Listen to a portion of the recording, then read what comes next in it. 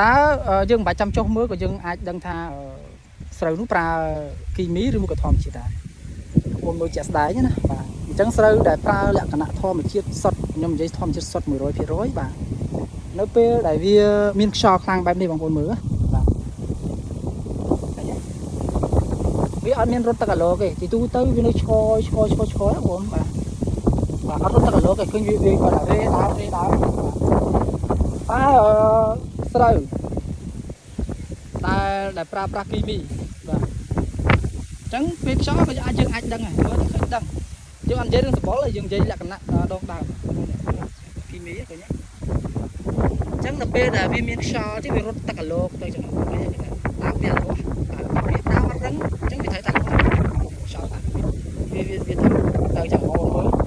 បាទបងប្អូនសង្កេតមើលអញ្ចឹងទៅឃើញទឹកអាឡូវារត់ទៅវាដុតទឹកអាឡូចឹងណាបងមើល